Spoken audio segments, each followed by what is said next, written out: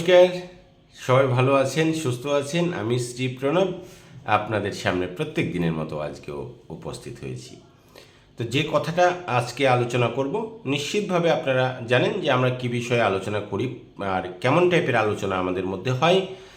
সেটা তো নিশ্চিত জানেন, যারা আমার এই ভিডিওগুলো প্রত্যেক দিন দেখেন। দেখছি একটু আমার শ্রোতা বা দর্শক সংখ্যা বেড়েছে। তো তাদেরকে আমার প্রণাম, শ্রদ্ধা, অভিনন্দন জ্ঞাপন করি যে আপনারা ধৈর্য সহকারে নিশ্চিতভাবে আমার ভিডিওগুলো দেখেন। কার কী উপকার হয় আমি ঠিক জানি না, তবে ভিডিওগুলো দেখার জন্য আপনাদের আমি অনেক অনেক ধন্যবাদ জ্ঞাপন করছি। দেখবেন, এক শ্রেণীর মানুষ আছে, এক শ্রেণীর মানুষ যাদেরকে আপনি প্রাণ থেকে ভালোবাসবেন, মন থেকে ভালোবাসবেন, খুব ভালোবাসবেন, খুব ভালোবাসেন, খুব ভালোবেসে তাকে পরামর্শ দেবার চেষ্টা করছেন। অনেক বিষয় আছে, তার জীবন পথ, চলার পথ, তার হাঁটা চলা, ভাবভঙ্গি, সিদ্ধান্ত। একটা মানুষের জীবনে চলতে গেলে প্রচুর কিছুর প্রয়োজন হয়।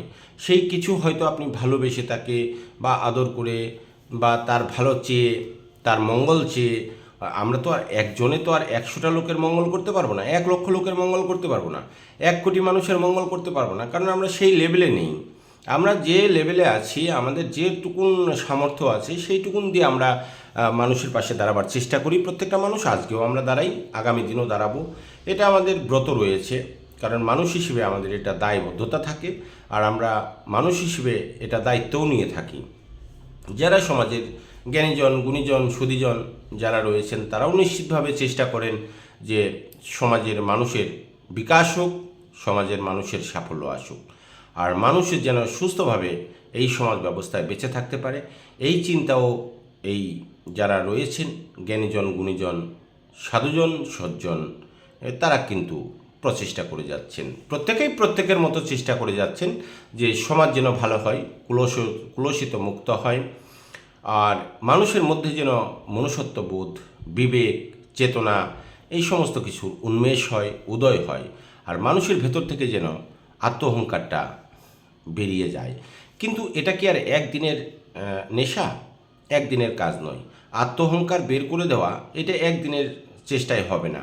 এটা দীর্ঘদিনের চেষ্টা, দীর্ঘদিন মানুষের সাথে মেশা, মানুষের সাথে মিশতে মিশতে মিশতে মিশতে, মানুষের সাথে জেনে জেনে, বুঝে বুঝে, মনের সাথে লড়াই করে, দীর্ঘক্ষণ লড়াই করে তারপরে কিন্তু মনুষ্যত্ব বৃদ্ধি করতে হয়, চেতনার চৈতন্য হয়, বিবেকবান হয় মানুষ। তো আপনি প্রথম দিন একজনের কাছে গেলেই তো আর আপনি সমস্ত দীক্ষায় দীক্ষিত হয়ে যাবেন না, শিক্ষায় শিক্ষিত হয়ে যাবেন না, বা আপনার যে পটভূমি, সেই পটভূমি থেকে আপনি বেরিয়েও আসতে পারবেন না, আপনার যে অভ্যাস, সেই অভ্যাসটাকে পরিবর্তন করতে পারবেন না। তবে আপনি যদি চেষ্টা করেন, আপনি যদি প্রচেষ্টার মধ্যে থাকেন, তাহলে নিশ্চিতভাবে আপনি একটা সময় দেখবেন যে সুমানুষ বা সুপুরুষ বা মহামানবের জায়গায় না যেতে পারলেও সমাজের একজন ভালো মানুষ হয়েছেন। আপনাকে দেখে মানুষ শ্রদ্ধা করবে, বিবেকবান বলে জানবে, চেতনার চৈতন্য হয়েছে বলে আপনাকে অনেক বেশি সম্বোধন করবে। আর আপনার মধ্যে এত কিছুর পরিবর্তন দেখে আরও যারা পিছিয়ে পড়া মানুষ আছে, যারা অমানুষের মতো আচরণ করেন, তারাও কিন্তু মানুষ হবার চেষ্টা করবে, কারণ এই দর্শনেও একটা কাজ করে। যখন মানুষ বুঝবে যে এই ব্যক্তিটি এই অবস্থায় ছিল, এই অবস্থা থেকে এই অবস্থায় উত্তীর্ণ হয়েছে, নিশ্চিতভাবে কেউ অনুত্তীর্ণ হতে চায় না, প্রত্যেকেই উত্তীর্ণ হতে চায়। তো সেই ব্যক্তিটিও কিন্তু আপনাকে দেখে কিন্তু উত্তীর্ণ হওয়ার চেষ্টা করবে।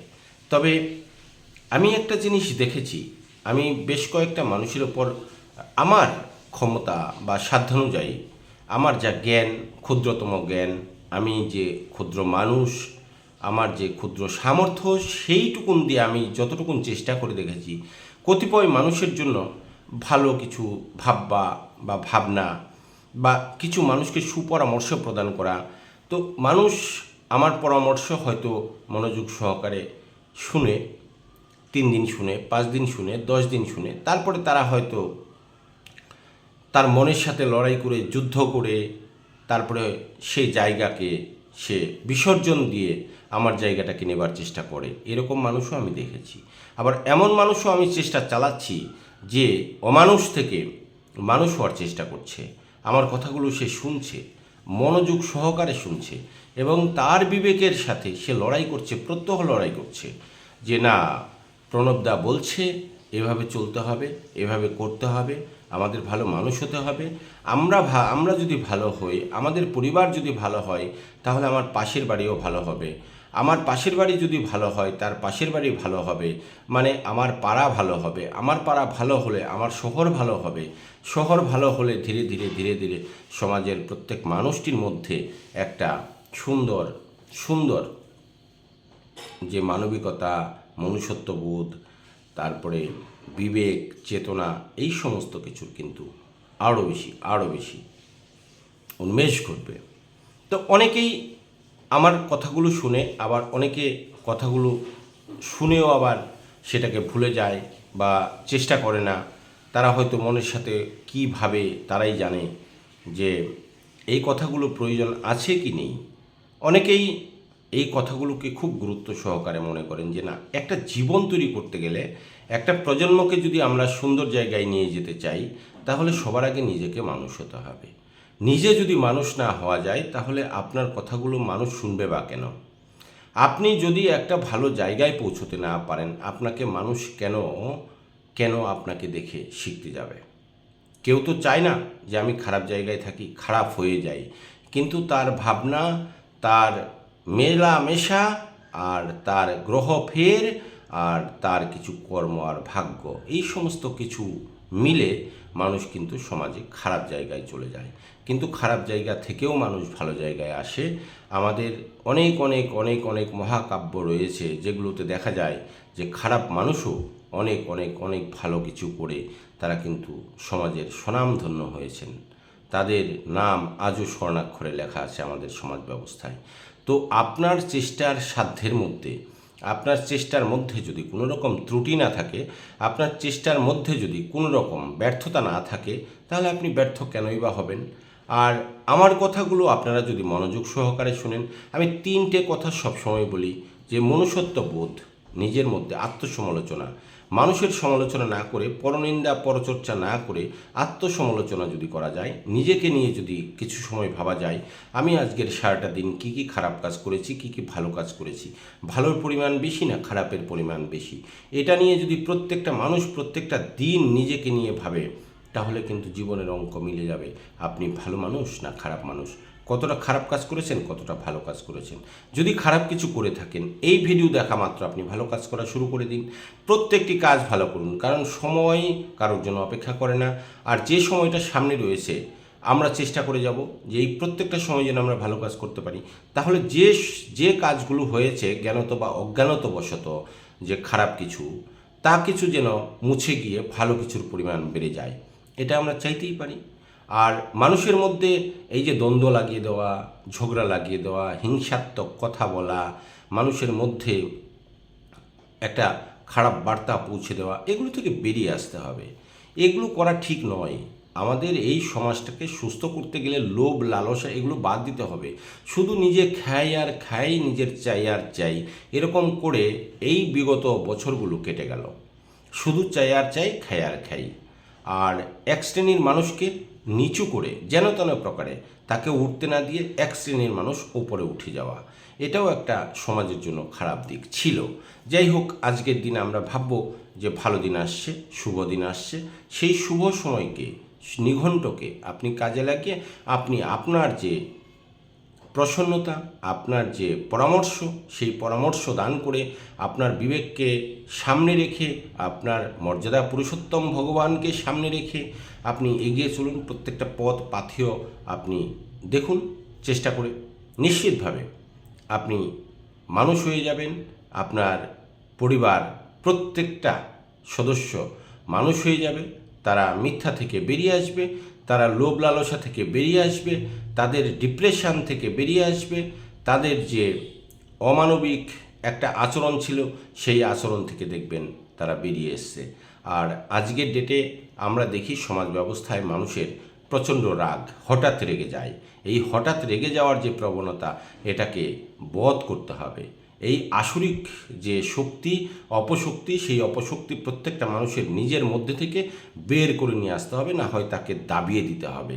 আর আমাদের মধ্যে ভালো যা কিছু রয়েছে, ভালো কিছু নিশ্চিতভাবে রয়েছে। আমাদের রিপুগুলোকে আগে দমন করতে হবে, তার জন্য আমাদের প্রাণায়াম করতে হবে, আমাদের ধ্যান করতে হবে। আমাদের স্বামীজি বিবেকানন্দ বলে গেছেন, আমাদের বড় বড় মহাপুরুষরা বিভিন্নভাবে আমাদের এই সনাতন সংস্কৃতিকে ফলো করার কথা বলেছেন। কাজেই আমরা যদি এই সংস্কৃতিকে ফলো করি, নিশ্চিতভাবে আমরা মানুষ হতে পারবো, আমরা সমাজের সর্বাগ্রে এগিয়ে থাকতে পারবো এবং আমাদের দেখে আমাদের পরবর্তী প্রজন্ম ভালো কিছু শিখবে, এই প্রার্থনা, এই আশা আমরা রাখতেই পারি।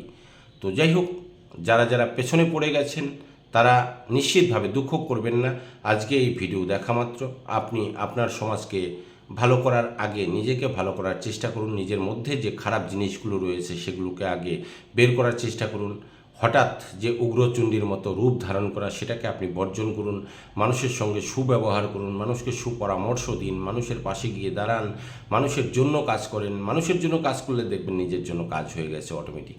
আপনাকে নিজের জন্য কাজ করতে হবে না, মানুষের জন্য কাজ করতে করতেই ভগবান আপনার সমস্ত কিছু পাইয়ে দেবে, দেখবেন এটা। আর যদি শুধু আমি নিজের চাই নিজের চাই নিজের চাই, আপনার পেট কোনো দিন ভরবে না। আমি বলি না, এর আগেও বলেছি আমি, ভগবান এমন একজন শক্তিধর মানুষ বা এমন একটা ক্ষমতা তার মধ্যে রয়েছে যে তিনি 10 হাতে দিয়ে থাকেন, মা দুর্গার মতো 10 হাতে প্রদান করে থাকেন। যদি সুসময় আসে, ভালো সময় আসে, যদি ভালো মুহূর্ত আসে, যদি ভালো কাজ করে থাকেন, তাহলে ভগবান আপনাকে ঢেলে দেবে 10 হাতে। আপনি এই 2টা হাত দিয়ে কতটা আর গ্রহণ করবেন। আর ভগবান যখন আপনার কাছ থেকে নেওয়া শুরু করবে, তখন দেখবেন 10 হাতে টান দেবে ভগবান, আপনি 2 হাত দিয়ে কতটাই বা আটকে রাখতে পারবেন।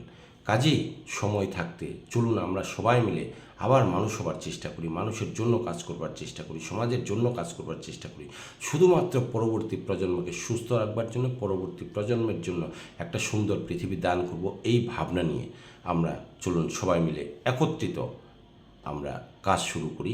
এই সমাজ থেকে হিংসা নামক শব্দটা দূরে চলে যাক, সমাজ থেকে রাগ, দেশ, অভিমান, অভিযোগ এগুলো দূরে সরে যাক।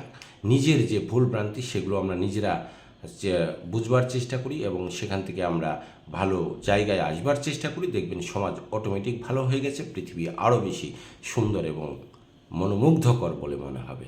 ভালো থাকবেন, সুস্থ থাকবেন। যদি ভিডিও ভালো লাগে তাহলে ফলো করবেন, সাথে থাকবেন, পাশে থাকবেন।